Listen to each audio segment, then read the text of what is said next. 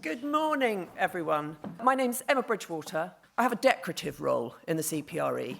I'm not an expert in any of the things that we're going to be talking about today, but I believe that this is an incredibly important issue. I'm at Cerne Abbas today. Clearly at the moment there is a pressing need to build lots more housing. And for the CPRE, our mantra has always been the right houses in the right places. And today's conference is all about picking that big, complex idea apart and looking at the components. So first thing this morning, we heard from Ben Bolgar, who has spent the last 35 years digging deep into this question of how do we make housing of a quality that we can feel proud of it in the future.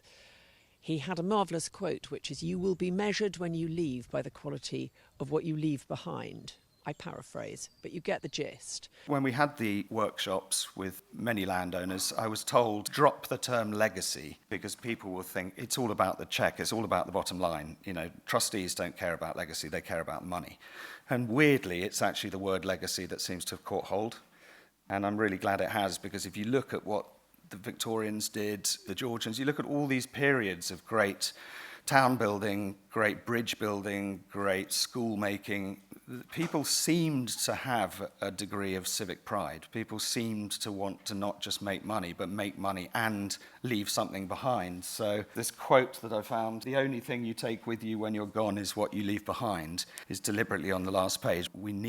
Everybody needs to make a bit of money to survive, but surely there is more to life. If we look at anything that we do as people involved in town building, town making, village, whatever you want, building a house, and when it's finished, you look at it and go, "I'm embarrassed," then you should be ashamed, quite frankly. He has worked incredibly hard with the Prince's Foundation, principally, but also within his own practice, to pioneer what should be absolutely normal to think of employing architects when you consider building lots of new houses.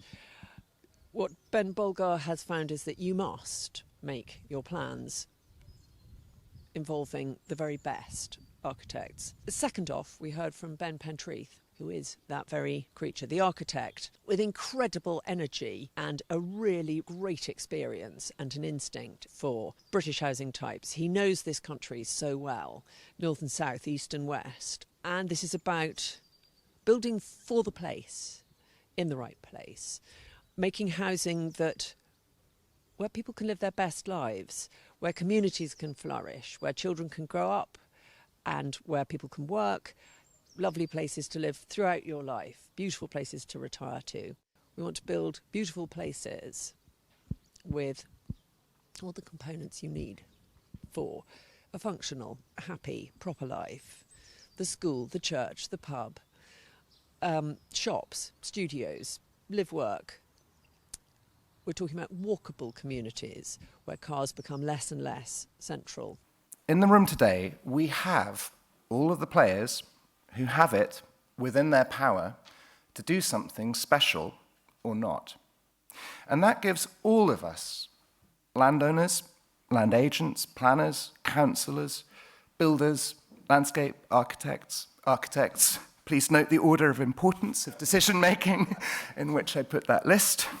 That gives all of us the greatest responsibility, and it is ours to use or to ignore. Maybe you are a landowner looking to add a few dozen, perhaps 100 houses, relatively slowly, to a village or on the edge of a small town, perhaps close to where you live. And if that's the case, I hope you feel that you have a responsibility to do something special on your land. In all of this, the landowner is the person who calls the tune. You are the ones who chooses, who builds, who designs, and under what systems of control. Our third speaker, the Earl of Moray, gave us the most fantastic account of the adventure of doing this. We particularly liked Letchworth, which was perhaps more applicable to a Scottish context. We went on to all over the world, actually. I think we got a bit carried away. One thing, it was great fun. I can't tell you what fun we had. His family have some track here. 110 years ago, I think it was, they built in the new town in Edinburgh. And they heard this, they really took this message to heart, that rather than selling off the land to a developer, they would become the developer themselves. The place in the middle there, for example, is Kentlands in Maryland. We met the founder of Kentlands, who was a chap called Joe Alfandry, and he knew everybody. Everybody say, hi Joe, and he'd say, hi Mr. Smith, and seemed to know everybody in the town. And I remember thinking at that point, will we ever be in a position where we have our own town, where we can go and wave to everybody and say hi? The longer you had a relationship with the development, the greater you could reap the benefits of the increase in value as the development was built out. The new town that John Murray is building between Nairn and Inverness is called Tornagrain, and it's coming together. We decided to go along the charrette route, which is equivalent of an inquiry by design. We were introduced to the legendary Andres Douani from DPZ in Miami, but actually he had a Scottish granny, and it was always his dream to do a Scottish project. So he was thrilled to come and work on Tornagrain. And I absolutely urge you to go and have a look. If you're up there, you should go and have a look at it. It's so beautiful, so inspiring. And indeed, throughout the day, we've seen examples of some of these really beautiful new developments. Personally, I was bowled over by a duchy development on the edge of Newquay called Nansledden. Again, these places, you should visit them and walk around. Poundbury was the first sort of test bed for these ideas, and there's so much of interest there. But I would urge you to keep an eye on these developments. They really are. They give so much hope. They're so exciting. And our fourth speaker was Kim Wilkie, who is a man of quiet genius. Most wonderful talk he gave us about landscape, because of course you can have all the most wonderful architectural plans in the world, but if they don't belong to the place, they're not worth anything. And just to bear in mind, this is Monmouthshire, how beautiful that countryside is for thousands of years of stewardship of gentle growing food and agriculture.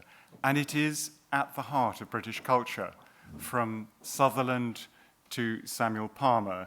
It is what makes the British culture tick, and from Spencer through to Hardy, we mustn't lose sight of that. Kim gave the most sensitive exposition of the deep links that we have with the landscape, our need to connect with the green world, with the food that we eat, particularly as it's growing, or to have grazing animals in landscapes. This is something that we've always demonstrated a profound need for. Now, the CPRE knows all about all of this. Our mantra has always been the right housing in the right places. But really, before that, our very first vision was of the need to make sure that urban sprawl was contained, and that everyone who lives in a city has access, well, they can see Greenland and they can walk out into it. And that fundamental vision, nearly 100 years old now, is absolutely as true, if not truer, now than it ever was. Without access to the beautiful natural world, we will all go completely bonkers. We are all going a bit bonkers, aren't we? Let's face it. We need to get into this and learn about this and take it to heart. And so the themes of responsible, inspired, legacy building of beautiful housing where people can live in sane communities, and exhorting landowners to think creatively, and then to consider the landscape in which those plans might be laid. It's been a very interesting, thorough exploration. We're going to explore some of these ideas further with a chance to discuss them and ask questions. We are addressing all of the things. I'm still not looking at beauty. I'm still looking at the phrasing. I want things to be in keeping with what we've got. And we have such a fantastic, such a standalone area, I feel, that things should be fitting in with that. New standalone community don't get the advantage of riding on the back of infrastructure that's perhaps been funded and established many years before. You could reduce quality to try and help recover the investment that you've made in infrastructure. Yeah, it's a main issue, again, in the discussions with the Commission when we were talking about the disconnect, both at local level and at central government. It is quite extraordinary when infrastructure is such a major issue. The Department for Transport, DEFRA, and the Ministry of Housing don't actually have anybody that connects the three, for instance. Government funding has come with no strings attached. It's absolutely incredible. This idea that it's all been about accelerated delivery. And the other thing is the allocation levels. So Sittingbourne, a 10,000 home allocation is being considered because it will help pay for the new junction. So it is a numbers game in so many ways. You have to provide the homes where there is the need for the homes. So successful governments previously have made mistakes of trying to build up north without necessarily levelling up. So, there hasn't been the demand. So the allocation sits there without being delivered out. So you do need to meet demand and stop those towns choking. But how you do that with the green belt is obviously another challenge. I was extremely pleased at lunchtime to talk to some of the landowners to find that how they had been taken with what had been said. And one of the land agents for a major landowner who says, yes, we are going to put this sort of thing into practice. I'm very pleased that there's a lot of planners here from Dorset, which I hope it's been useful for you, taking things away with you as well.